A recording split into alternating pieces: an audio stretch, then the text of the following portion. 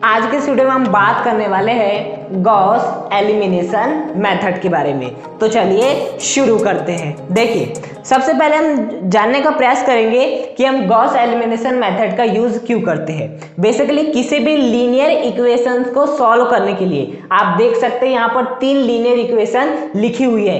In linear equation को solve करने के लिए हम बेसिकली गॉस एलिमिनेशन मेथड का यूज करते हैं। बात आई समझ में। अब बात आती है कि हम गॉस एलिमिनेशन मेथड के थ्रू किस प्रकार से लीनियर इक्वेशंस को सॉल्व कर सकते हैं। तो अब हम वो सीखेंगे। देखिए, इसके लिए आपको क्या करना रहता है, जो भी आपको 3 लीनियर इक्वेशंस दी जाएगी उन्हें सबसे पहले आपको मैट्रिक्स के फॉर्म में लिखना पड़ेगा। किसके फॉर्म में लिखना पड़ेगा? मैट्रिक्स के फॉर्म में लिखना पड़ेगा। हाँ, तो यदि मैं बोलूं कि इसे आप मैट्रिक्स के फॉर्म में लिखो तो आप किस प्रकार से लिख सकते हो? क्या आप ऐसा लिख सकते हो? 1 1 1 1 -1 1 2 -1 3 x y z बराबर 6 2 9। अब इसे थोड़ा ध्यान से देखो और इसे देखो। क्या मैंने इस समीकरण को मैट्रिक्स के फॉर्म में लिख दिया है? बिल्कुल। आप क्या कीजिएगा, इसका और इसका गुणा करके देखिएगा, आपको एज इट इज ये मिल जाएगा। हाँ, और बराबर में तो 6 2 9 लाना ही था। जब आप इस मैट्रिक्स का गुणा इस मैट्रिक्स से करेंगे तो आपको बेसिकली ये आपको मिल जाएगा एज इट इज। हाँ, देख भी सकते हैं। 1 का इंटू एक्स से करेंगे x, 1 का इंटू वाई से करेंगे y, 1 का इंटू जेड से करेंगे z। उसी प्रकार से 1 का इंटू एक्स से करेंगे x, -1 का इंटू वाई से करेंगे माइनस का y, 1 का इंटू जेड से करेंगे आपका z। इसी प्रकार से 2 का इंटू एक्स से करेंगे 2x, -1 का इंटू वाई से करेंगे -y, 3 का इंटू जेड से करेंगे 3z बराबर 6 2 9 आ रहा है। हाँ, तो इस प्रकार से हमने ये जो लीनियर इक्वेशन दी हुई थी इसे हमने मैट्रिक्स के फॉर्म में बदल लिए। तो बात समझ में, पहला स्टेप क्या है कि जो भी लीनियर इक्वेशन दी है उसे आपको मैट्रिक्स के फॉर्म में कन्वर्ट करना है। ये आपका पहला स्टेप है। हाँ, तो क्या मैं ये जो मैंने मैट्रिक्स के फॉर्म को लिखा हूं, क्या मैं इसको इस प्रकार से देख सकता हूं? ax बराबर b, ये इसी का तो रूप है जहां पर a की वैल्यू क्या हो जाएगी? ये हो जाएगी। x की वैल्यू क्या हो जाएगी? x y z, और b की वैल्यू क्या हो जाएगी? 6 2 9। बात समझ में आई? ये किसके रूप का है? ये ax बराबर b का ही तो रूप है एक प्रकार से। अब ये तो क्या आपका फर्स्ट स्टेप। सेकंड स्टेप में क्या करना है? सेकंड स्टेप में आपको एक नए अक्षर c को इंट्रोड्यूस करना है, जो कि किस प्रकार से डिफाइन है? इस प्रकार से डिफाइन है a dot dot dot dot b। Basically अब देखिए आगे, c बराबर a की वैल्यू क्या है? ये है 1 1 2 1 -1 -1 1 1 3।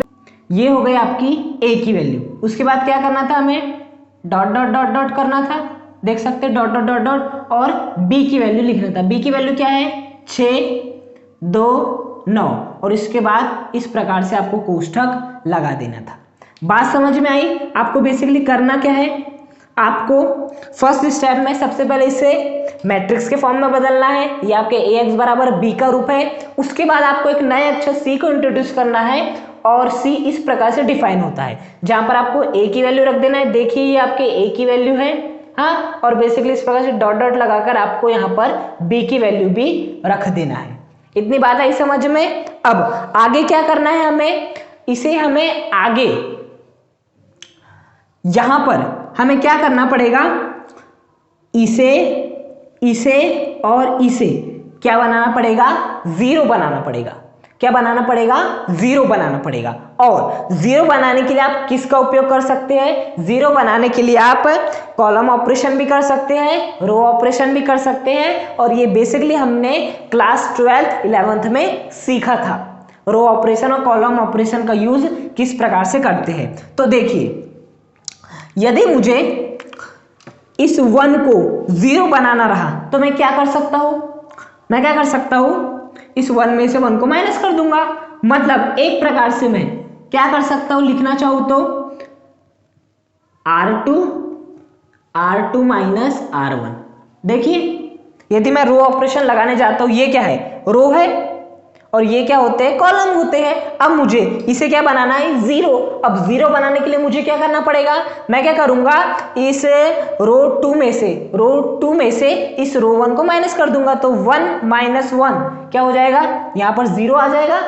तो करते हैं भाई, सी बराबर, हाँ 1 1 1, सेकंड वाली रो को भी नहीं लिखते हैं, 2 minus 1 3 dash dash dash dash dash, क्या आ जाएगा बेसिकली आपका यहाँ पर 6 2 9, इसको भी नहीं लिखते।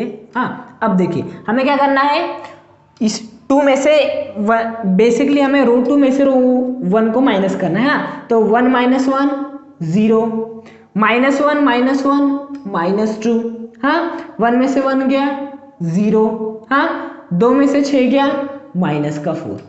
हाँ अब बेसिकली हमें क्या करना है, इसको जीरो बना लिए, अब इसको जीरो बनाएंगे।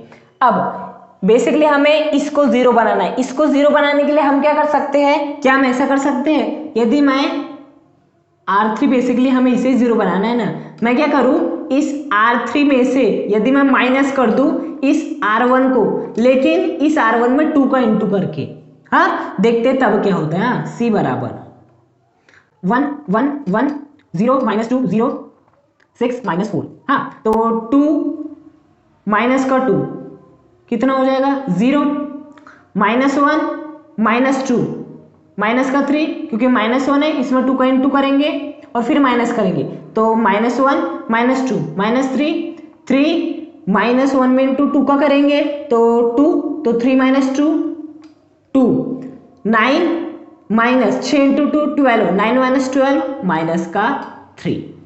हाँ अब बेसिकली अब हमें जीरो किसे करना है, इस माइनस 3 को जीरो करना है। अब इस माइनस 3 को हम जीरो कैसे कर सकते हैं, आप यहां पर थोड़ा सा दिमाग लगाइए। हाँ यदि मैं कैसा करूं, R3 में ये ऑपरेशन लगाने वाला हूं, लेकिन इस प्रकार से यदि मैं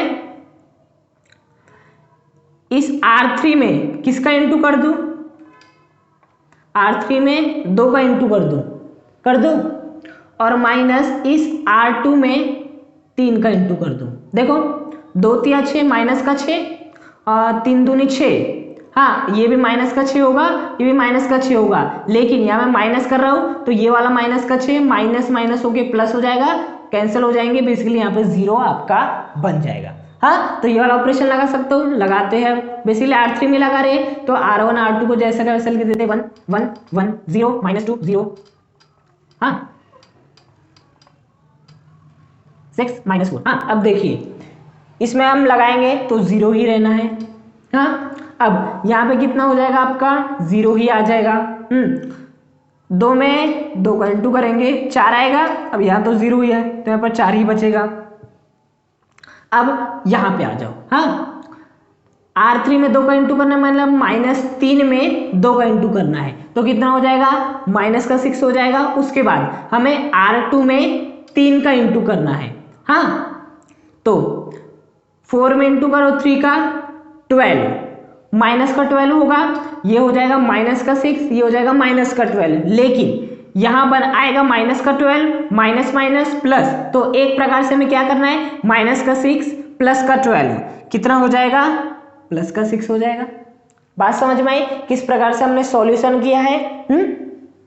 तो सेकंड स्टेप में हमें क्या करना है, बेसिकली आपको जो इस प्रकार से देखना है, ये देख सकते हो इस प्रकार से एक लाइन जा रही है, ये बहुत ही इजी वे में समझा रहा हूं मैं, इस प्रकार से आपकी एक लाइन गई है।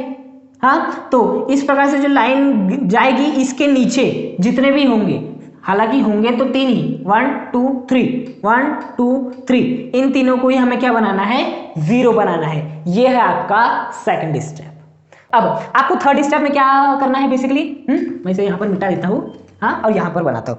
अब थर्ड स्टेप में आपको क्या करना है, ये जो है, ये जो आपका मैट्रिक्स है, इसे आपको AX बराबर B के रूप में क्या कर देना है, लिख देना है। लिखिए, क्या मैं इसको ऐसा लिख सकता हूं, 1 0 0 1 माइनस 2 0 1 0 4, और यहां पर x की वैल्यू क्या थी, x y z, हाँ बराबर b क्या था, b क्या है अब हमारा 6 माइनस 4 6, यही आपका b।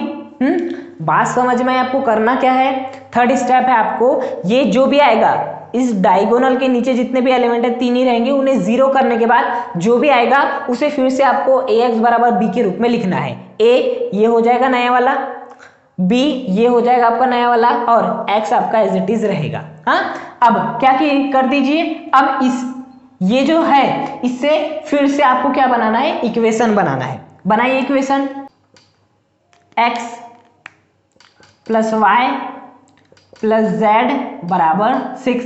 पहला समीकरण 1 का इंटू एक्स से कीजिए, x 1 का इंटू वाई से कीजिए, y 1 का इंटू जेड से कीजिए, z बराबर 6। उसी प्रकार से 0 का इंटू एक्स से कीजिए 0 आएगा, -2 का इंटू वाई से कीजिए माइनस का 2y आएगा, 0 का इंटू जेड से कीजिए 0 आएगा, बराबर कितना आ जाएगा माइनस का 4।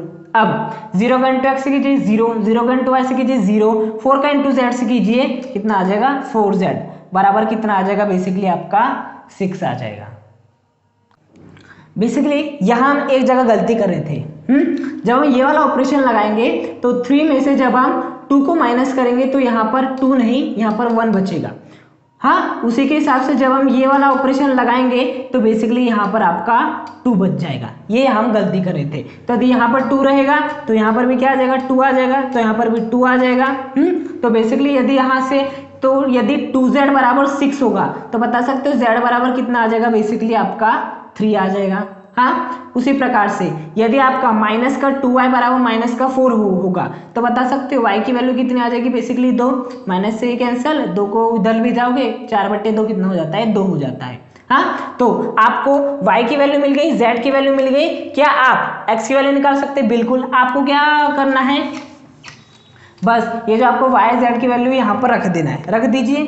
x प्लस y की वैल्यू कितनी है 2 प्लस z की वैल्यू कितनी है 3 बराबर 6, x बराबर कितना आ जाएगा बेसिकली 1। कैसे, 3 प्लस 2 5, x प्लस 5 बराबर 6, तो x बराबर कितना आ जाएगा 1। तो इस प्रकार से x की वैल्यू कितनी आ गई 1, y की वैल्यू कितनी आ गई 2 और z की वैल्यू कितनी आ गई बेसिकली 3। देखिए यहाँ पर हमने एक छोटी सी गलती की थी ऑपरेशन लगाने के बाद कैलकुलेशन करने में, तो बेसिकली यहाँ पर आपका आंसर ही गलत आ जाता।